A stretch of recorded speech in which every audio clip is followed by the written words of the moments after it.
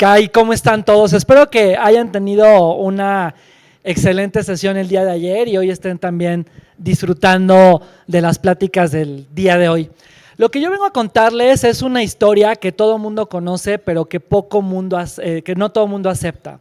La historia de nuestros egos, de sus egos y de la forma en la que ejercemos el poder cuando estamos en una organización, sin importar cuál es el enfoque en donde estemos ejecutando una función. El poder sin duda abre puertas y esto lo vemos en la vida todos los días. El poder ejerce puertas abiertas, el poder nos permite ingresar de muchas formas a distintos espacios, no solo en la vida godín, sino en el emprendimiento, en la vida política. Muchas veces los problemas se resuelven porque conocemos a alguien que tiene poder y nos ayuda a entrar a una clínica, a acceder a un mejor doctor, contactarnos con un abogado. Pero el poder en las organizaciones ya no es un asunto de cómo se ejecuta en la jerarquía. Ha cambiado la narrativa y es súper importante entender que hoy las organizaciones tienen que ejercer un poder a través de emociones contenidas y de espacios de comunicación en donde todos podamos dialogar y entender que sí importa cómo tratamos a las personas. Y esto no quiere decir que en el pasado no importaba cómo tratábamos a las personas. Simplemente normalizábamos que las emociones eran un asunto del ámbito totalmente privado. Y estaba prohibido hablar de tus emociones, estaba prohibido mostrarte vulnerable en las organizaciones. Era algo que nos enseñaban en nuestras primeras chambas, en la vida godín, con nuestros jefes, en mi caso de los 2000, ¿no? En adelante. Pero hoy esa realidad, quien no acepte que ha estado sujeto a un cambio, está fuera de las conversaciones que una compañía tiene que tener. Hay una presión allá afuera y a mi equipo siempre le he dicho que todos los días tenemos dos opciones: o prendemos nuestro chip en un enfoque de alto impacto, de contención emocional, de pasión por lo que hacemos, o nos vamos hacia el lado negativo de lo que vemos en el mundo, porque allá afuera el mundo está muy cañón. Todas las noticias nos arrastran con una agilidad y una capacidad de comunicar en tiempo real impresionantes, y eso ya nos drena la forma en la que iniciamos nuestro día. Y lo mismo pasa en la chamba. Podemos enfocarnos en los proyectos que no están saliendo, en la situación que tiene el mercado, en la falta de liderazgo que tenemos, en lo mal acompañado que estamos, en lo mal compensados que podemos estar, o nos podemos enfocar en un día que inicie con un sentido diferente y un propósito. Pero eso no es fácil, porque eso significa cambiar el chip que todo mundo trae en la vida godín.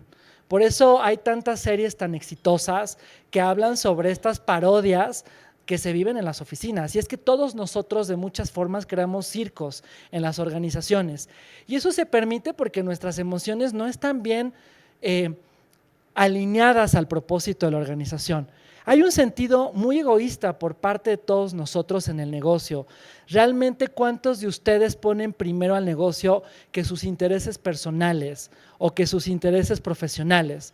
Normalmente ponemos primero estos intereses personales y profesionales antes que la realidad del negocio.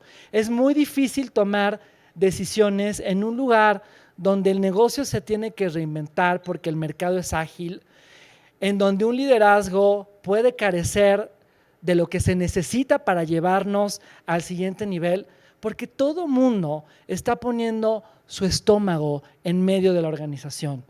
Es muy difícil encontrar hoy líderes a todos los niveles que puedan complacer las necesidades del negocio sin complacer primero sus necesidades. El ego es una constante.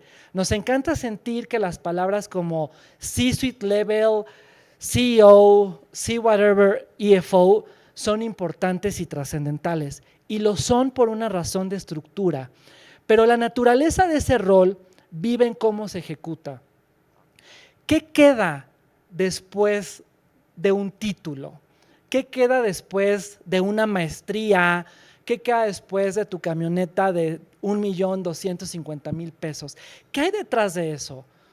Sino una persona que debería de estar acompañando a su equipo para ser exitoso.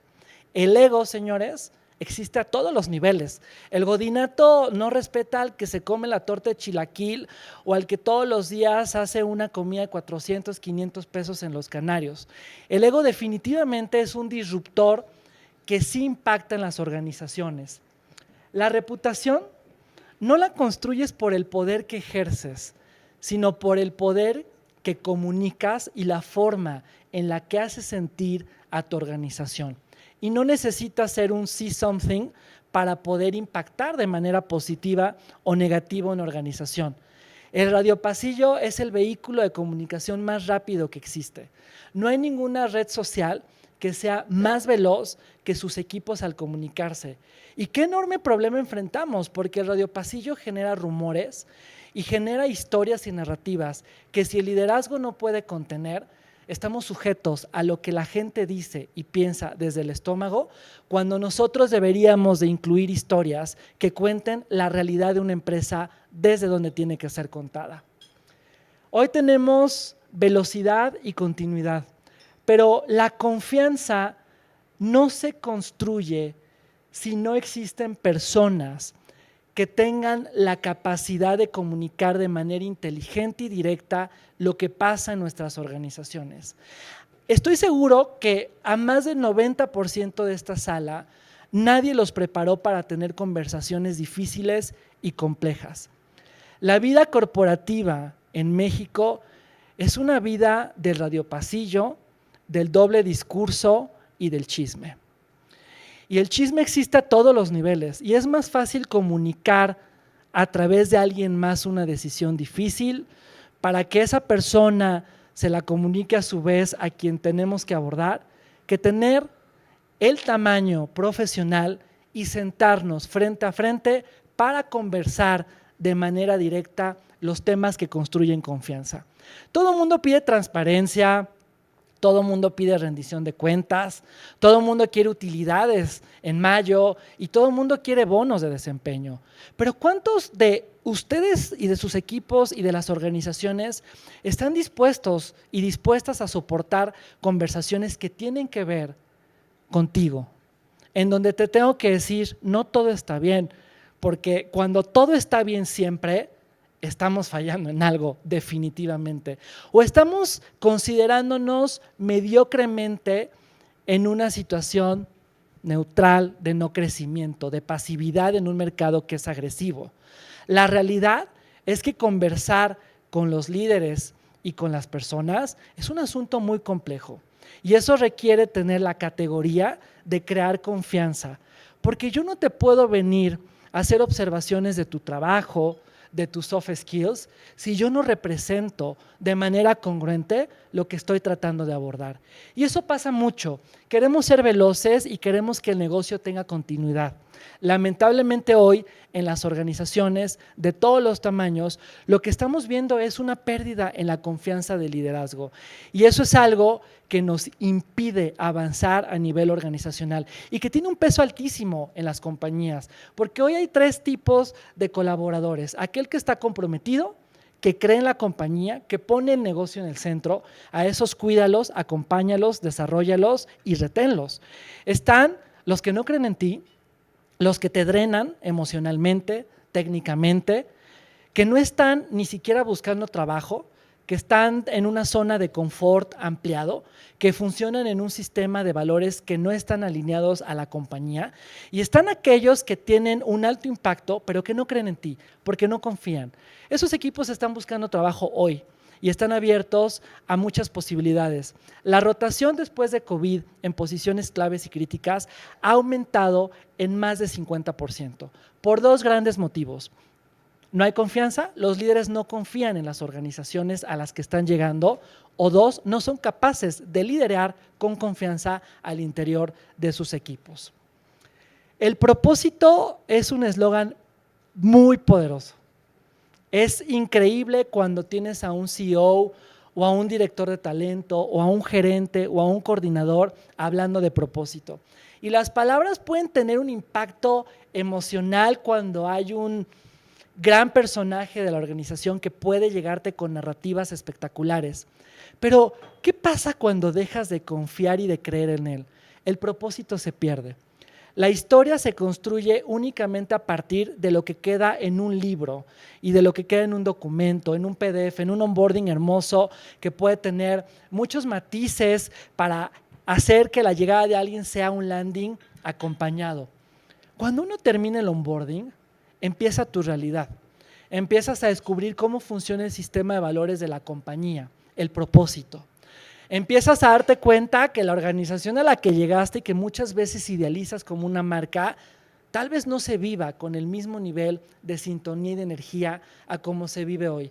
El propósito. Ahí es donde te das cuenta si tu organización, si tu liderazgo y la decisión que tomaste es correcta.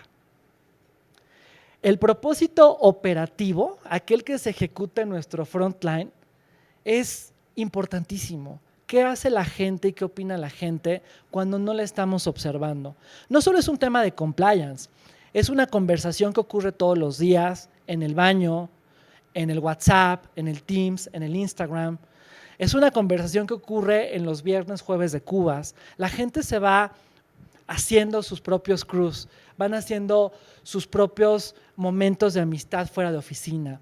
Y no hay nada más poderoso que el propósito. Pero cuando el propósito es hablar sobre los ambientes hostiles, tóxicos, el propósito deja de ser una herramienta y se convierte en el peor enemigo de la narrativa de las compañías.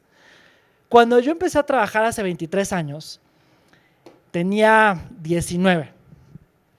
Y me acuerdo que empecé en una casa de bolsa, era una financiera. En ese entonces las transacciones bancarias no existían en lo digital. Todo se compraba en tipo de cambio a través de un banco o una casa de bolsa. Mi primer director de área me dio la bienvenida, me puso mi computadora, mi diadema. Yo tenía que vender tipo de cambio. Y en un onboarding lo primero que me dijo a mí y al equipo fue: tú no vienes a hacer amigos a esta empresa. Tú vienes, y dijo una palabra, a demostrar que puedes. Aquí todos son tus enemigos. Y pues yo con 19 años, inocente en muchos sentidos, en otros tal vez no tanto, pero por lo menos no conocía la vida godín. No sabía que era esa experiencia terrible de levantarte, empacar tu lunch, correr en el tráfico, llegar a la oficina, saludar a todo el mundo, comprarte ropa terrible para ir a trabajar, porque íbamos de traje todos los días, y prepararte para una jornada que tenía que ser desafiante porque ya trabajabas. Era el orgullo de mi papá y de mi mamá. Estaba trabajando mientras estudiaba. Era wow. Y te das cuenta que esas pequeñas palabras tienen un impacto inmediato.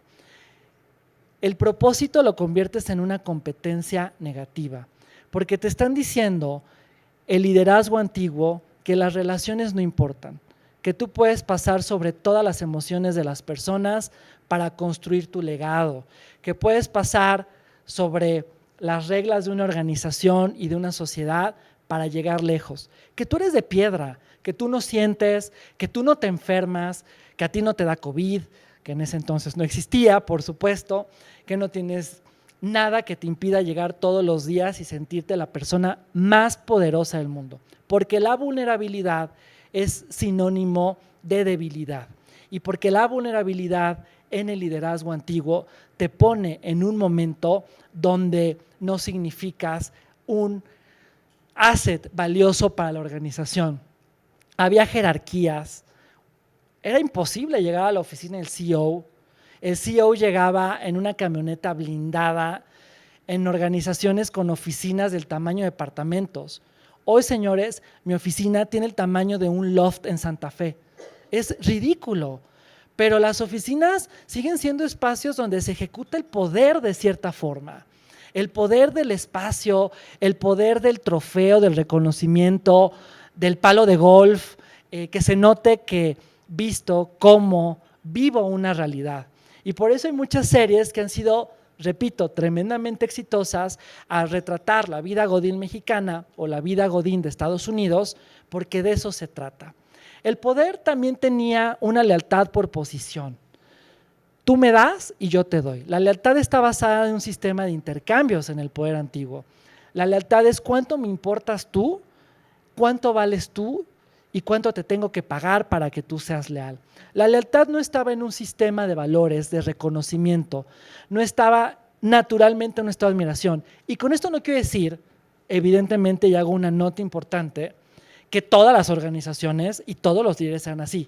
No. Hablo de los generales con los que muchos de nosotros crecimos y construimos un estilo de liderazgo. La obediencia es algo que viene desde la conquista mexicana.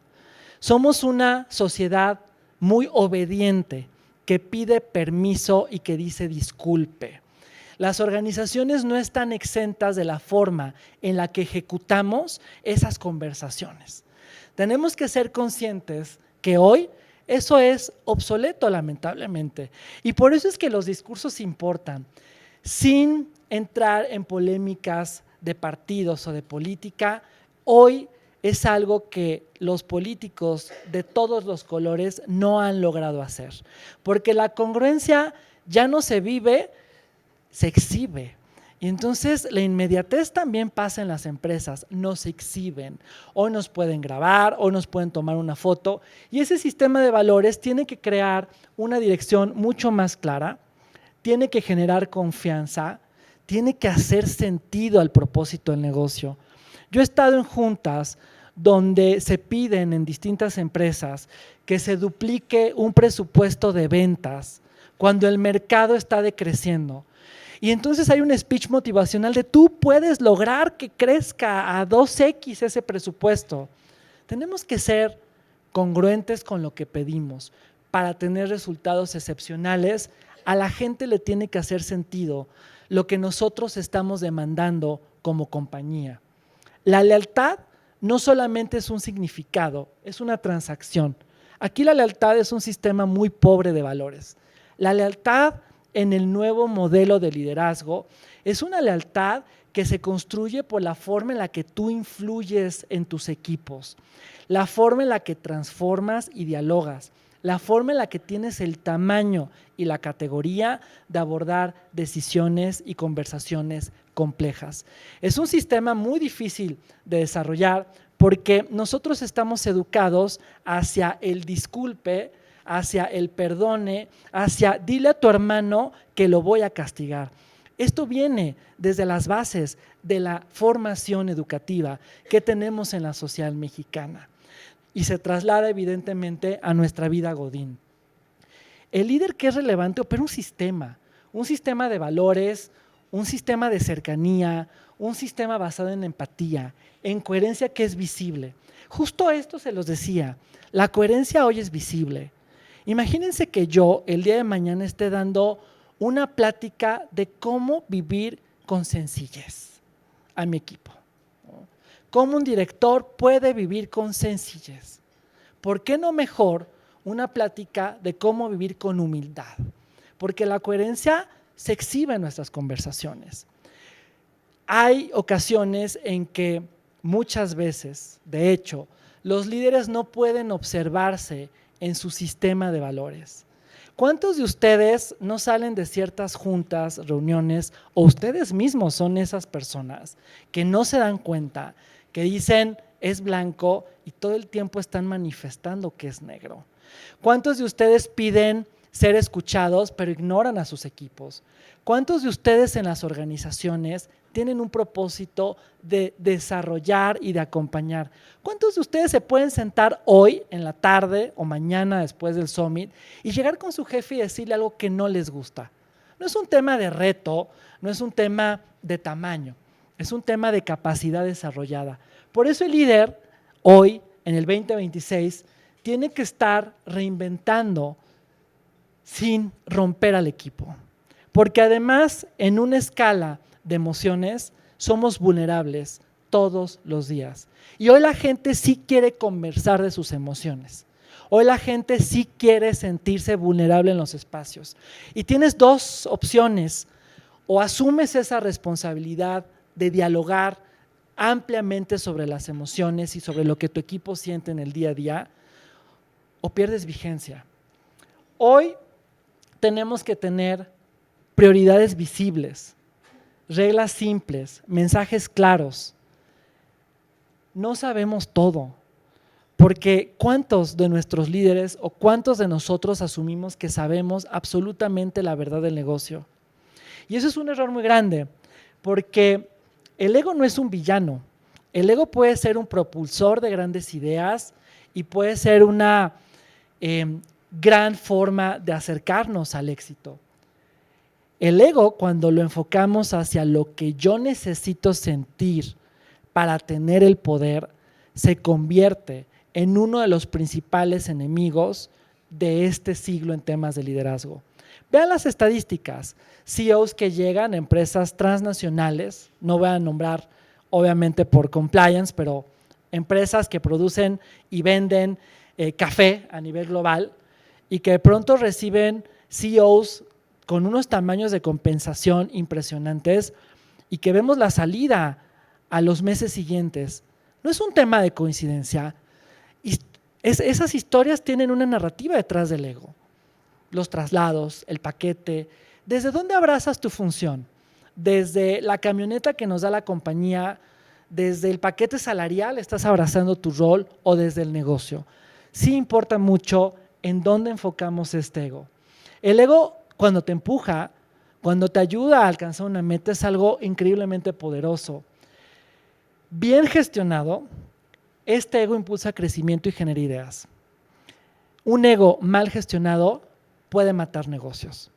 Pregúntenle a muchas empresas que hoy ya ni siquiera existen y que son grandes recuerdos de nuestra infancia, juventud o la etapa de vida en la que ustedes se encuentren. El ego que sí ciega es cuando tú necesitas ser validado. Nos encanta ser validados. Yo he tenido que trabajar muchísimo con mi ego.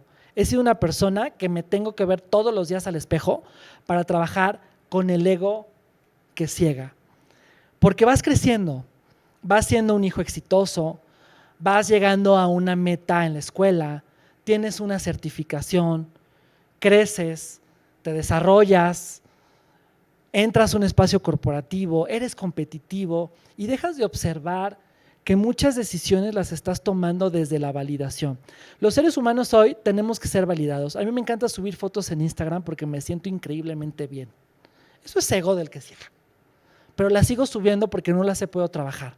Sin embargo, las historias también las subo para compartir momentos, para compartir en dónde estoy y ampliar esa red de emociones que cada uno de nosotros tiene. Pero este ego es cuando confundimos el cargo, que pasa muchísimo. Es cuando no tenemos contrapeso y aumentamos de muchas formas la falta de accountability que tenemos.